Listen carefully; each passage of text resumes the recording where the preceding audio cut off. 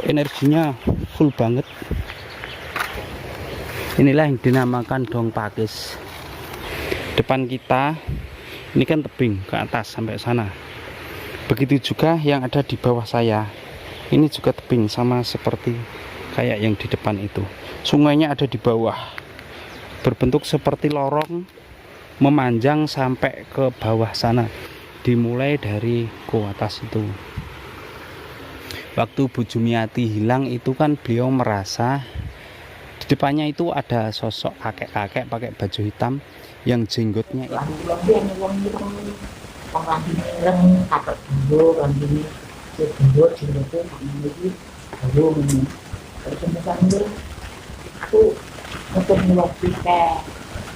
diikutin loh, kok mengarah ke Dong Pakis. Nah, sampai akhirnya Bu Jumiati balik ke arah jalan raya sana.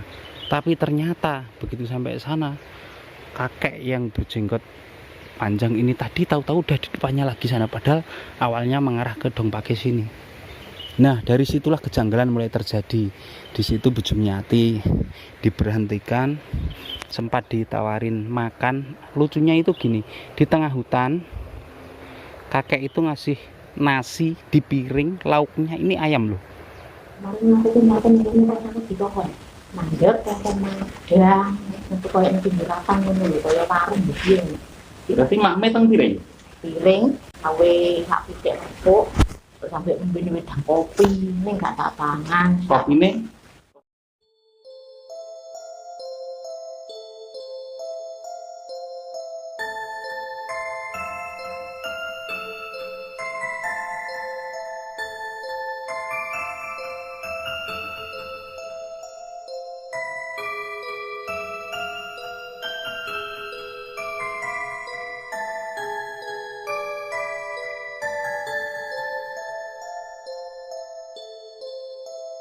lah lokasine ning kono kuwi Juba, Mbah Saino, Mbah Sul kuwi ning isor kono ndek tak vlog.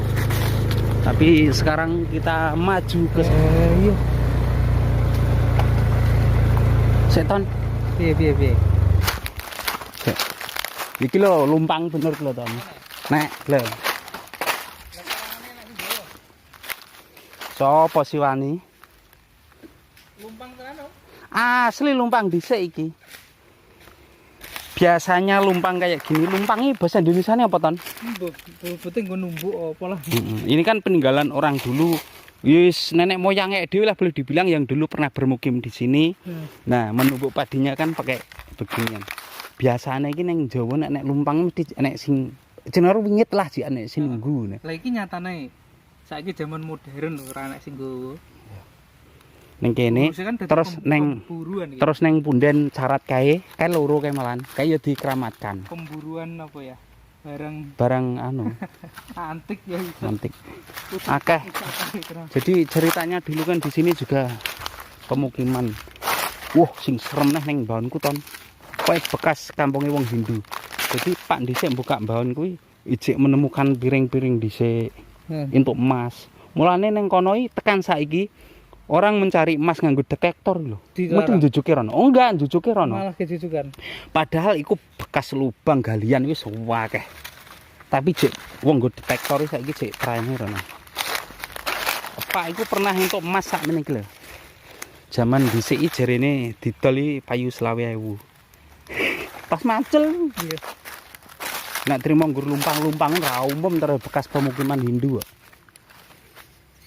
Lagi nang iki. Serku nang Dong Pakis nek dalane ora? Tuh, full kayu putih wisan. Iya. Dong Pakis si peryo iki to. Samping kanan iki. Assalamualaikum warahmatullahi wabarakatuh, teman-teman. Kita lanjut eksplor ke hutan Patalan lagi.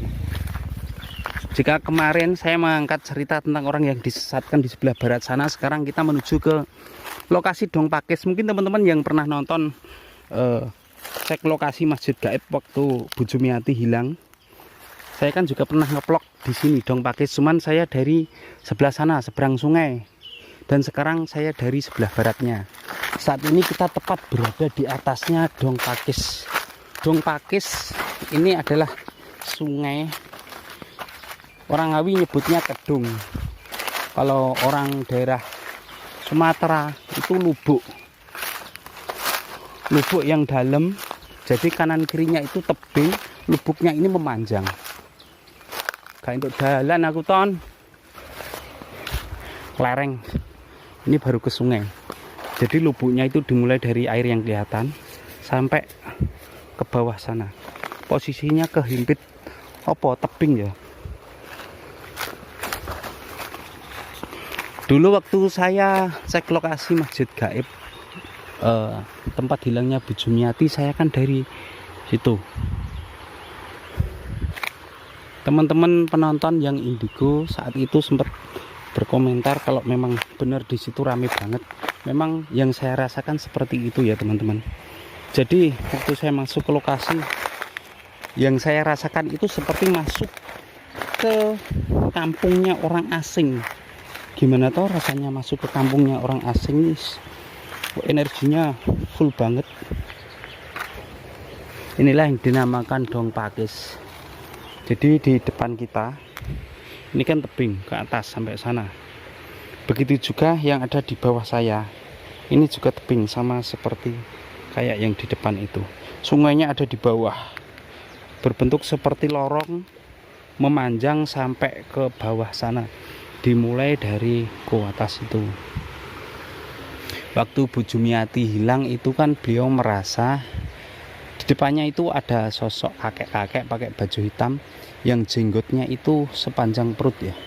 Diikutin loh, kok mengarah ke Dong Pakis. Nah, sampai akhirnya Bu Jumiati balik ke arah jalan raya sana. Tapi ternyata begitu sampai sana, kakek yang berjenggot panjang ini tadi tahu-tahu udah di depannya lagi sana, padahal awalnya mengarah ke Dong Pakis ini. Nah, dari situlah kejanggalan mulai terjadi. Di situ Bu Jumiati diberhentikan, sempat ditawarin makan. Lucunya itu gini, di tengah hutan kakek itu ngasih nasi di piring, lauknya ini ayam loh.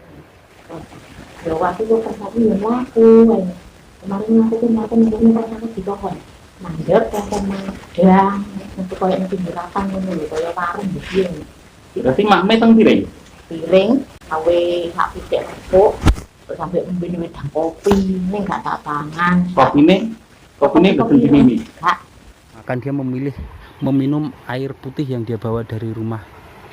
Dari situ Bu Jumiati pamit mau melanjutkan perjalanan pulang. Nah, disitulah dinyatakan Bu Jumiati hilang mulai dari pagi, ketemunya ini sudah menjelang pagi lagi. Jadi malam satu kampung itu berpencar mencari menyisir hutan ini, gak ketemu. Lanjut lagi sekitar jam 1 dini hari baru ketemu di lokasi yang sama. Jadi lokasi itu sebelumnya udah disisir, nggak ada.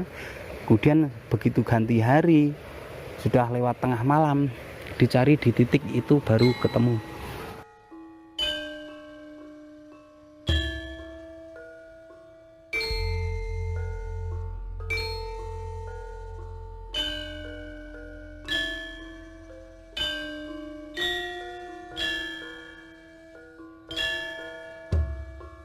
Sekali lagi inilah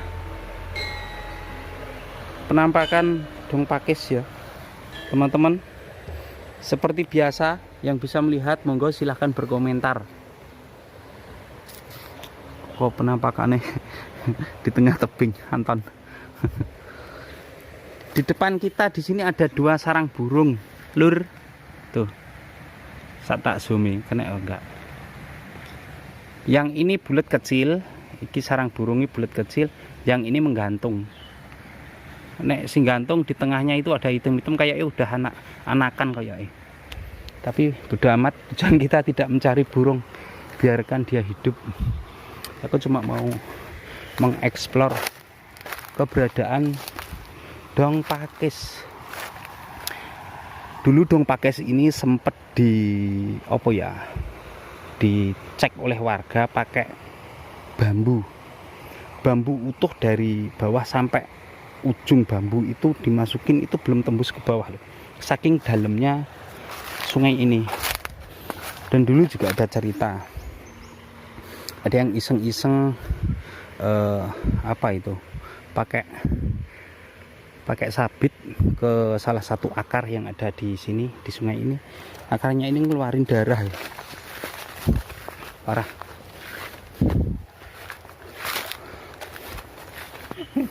Posisinya sahdupol ini teman-teman. Jadi kita berada di tengah-tengah tebing, ke atas lumayan, ke bawah kita langsung melihat pemandangan kayak gini. Explore ke sini malam-malam kita wahdu ya. Yuh, Tapi kita aku sih berpikir dua kali. ngeri om. Kita kan dulu sama-sama pernah mendengarkan ceritane wong tua-tua ya. Para orang tua kalau katanya dulu ini sempat dites pakai bambu. Iya toh? Nggak tembus toh? Nggak tembus bambu dari akar sampai ujung atas bambu dimasukin ke teleng. sini. Bahasanya nek wong pin teleng ya. Heeh. Teleng ya apa ya? Telengi nang Yes, palung, semacam palung. Dimasukne sampai ujung, ketemu ujung, belum tembus kedalamannya. Nek secara mitos tembus. Endi om kono kae? Tapi ya tenan para ya. Ya mbuh. Tapi kita kalau membicarakan tentang kejanggalan atau keganjilan ya memang full penuh dengan keganjilan. Mulai dari cerita-cerita orang dulu sampai sing dialami orang sekarang ini penuh dengan keganjilan. Gak masuk akal. Yo sing bener-bener yang nggak masuk akal kan waktu ilangnya Bu Jumiati awakmu melu goleki enggak? Melu toh? Melu. Enggak sing nggak masuk akal kan jarine neng lokasi titik ditemukannya kan ya wis disisir lho. Oh, Sudah disisir banyak orang. banyak orang. Jadi orang satu kampung ini nak uang 100 per yo enek ton. Luwih ya? Lebih. Bisa. Lebih dari 100 orang itu dia berderet. Jadi menyisirnya itu bebarengan. Dan titik lokasi ditemukannya Bu Jumiati di sebelah sini ini udah pernah disisir. Begitu. Selisih berapa jam ya mungkin ya? Jadi dicari kurang lebih sekitar jam setengah 12 malam. Kasun menginstruksi warga suruh pulang semua karena udah pada capek. Nah, ternyata di sisi lain ada orang yang katanya menanyakan ke orang tua lah. Suruh mencari ke sebuah titik lokasi yang ada pohon pisangnya. Jadi begitu sudah ganti hari masuk ke jam setengah 1 mereka berangkat lagi, ternyata benar ada di bawah pohon pisang Bu Jumiatinya. Posisi tidak sadar. Iki endi to kayak malahan aku. Elah seberang iki lho ton. Oke ning dhuwur kene iki. Iki kan bawon. Kan ceritanya Bu Jumiati waktu hilang neng kono. Aku menemukan keganjilannya ketika saya mendengarkan langsung kan tak jak podcast to ya Bu Jumiati. Jadi DE arah mulih. Iku waktu zuhur. Akhirnya mampir neng masjid sholat. Tapi sebelum ke masjid dia itu mandi di sungai. Mentas songko kali. Kuwi kaline leh cerita kuwi ning ngisor Dong Pakis. Dhek munggah nang masjid. Nah, di masjid itu dia sempat pinjem mukena buat sholat zuhur. Di masjid itu juga banyak yang sholat, ada yang sedang zikir. Tapi anehnya satu pun orang yang ada di masjid dia itu tidak kenal. Nah, pendapat orang-orang saat itu kan mikirnya kalau Bu Jumiati ini sholatnya di masjid Jeruk Gulung. Tapi dilihat dari cerita titik lokasi saat dia mandi kan di bawah pohon, di bawah Dong Pakis iki. Berarti kan di daerah sini toh. Otomatis masjidnya juga di daerah sini kan ngono. Lah, keluar dari masjid dia jalan ketemu orang kakek-kakek pakai baju hitam jenggote sak weteng iku ditutne. Ternyata mengarah ke Dong Pakis ini. Nah, berarti itu kan memperkuat kalau masjidnya itu bukan masjid Jeruk Gulung tapi masjid di sini. Nah, lucunya lagi begitu Bu Jumiati sadar kalau kakek itu mengarah ke Dong Pakis sini, Bu Jumiati balik ke arah sono. Di situ kan ada jalannya di sini. Nah, begitu Bu Jumiati jalan ke sana, kakek yang tadinya mengarah ke Dong Pakis sini udah ada di depannya. Sampai akhirnya ditawarin makan iku mang lauke iwak tengah alas lho. Dikei lau iwak. Perhitunganku ngene. Bu Jumiati di situ kan sempat ditawarin makan. Kemudian pamit, dia jalan mau pulang. Perkiraan melakukan nak mlebu ning Kopen kene kan sekitar 15-an menit teko to ton, nak nggur sangka kene. Nah, Bu Jumiati ingatnya itu habis sholat zuhur, taruh saja jam 1 atau jam 2 lah. Hmm. Tapi nyatanya ketemu jam setengah 1 atau jam 1 malam. Hmm. Itu waktu saya tanya ke Bu Jumiati, setelah pamit ke orang tua tadi, dia itu ingatnya cuma jalan pulang tok. Berarti selama misal di dunia nyata kan kita mencari lah sampai jam setengah 1. Berarti pas posisi setelah sholat terus ditawari makan, Ya. terus habis itu pulang. Mm-mm. Berarti selama itu beliau ini perjalanan pulang terus, Mas. Jalan kaki terus. Inginnya jalan kaki tok. Oh, Nah, tahu-tahu ada cahaya terang. Jerat, heeh. dia sadar, buka mata udah di puskesmas Kendal. Gitu ceritane. Jadi selama dia pamit ke orang tua perjalanan pulang itu nggak ada kejadian apa-apa yang dia rasakan, cuma jalan gitu aja. Tapi nyatanya kalau memang dia habis sholat zuhur ketemu nih loh sampai jam 1 malam itu sudah berapa jam saja dilalui. Padahal perjalanan kalau normal loh ya, kita jalan dari sini sampai ke kampung Dusun Jaiterjo yang sini ini cuma 15-an menit lah, 10 menit sudah sampai jalan kaki. Nah, Jadi hampir 24 jam ya. Katakan jam 1 sampai jam 1 lah. di sini kan bisa kita hitung tuh perbandingannya yang dunia gaib karo dunia nyata. Ini kayak dia ngobrol ini ki Mbak melu ngrungokne bre ya. Jarene ya jarene. Jarene sih ngono. Lah kaya sing wingi lho Ton, aku karo Pak Subang ngeplok lho. Mbah, aku sing tak rasakne wektu iki enek sosok wong tuwek nganggo klambi ireng gak dibenekne. Nah, aku ki gak merasakan, cuma merindingnya terus ya. Kita ora Ton bergutuk. Dari tadi cuma merinding dua kita. Aku gak. Gak apa-apa. Ayo. Tuh bulunya Anton merinding ya. Loh, pori-pori ini kelihatan ikletan sik kita ki lho. Ora iso ngapusi wis silang piye. Semakin kita membongkar hal gaib seperti itu, takutnya para penonton yang suka dengan klinik-klinik seperti itu akhirnya dimanfaatkan ke hal negatif gitu. Contohnya orang mencari nomor, terus marani golek gaman. Padahal gaman itu kan pusaka, itu kan keberadaannya untuk penyeimbang alam lah di semesta ini.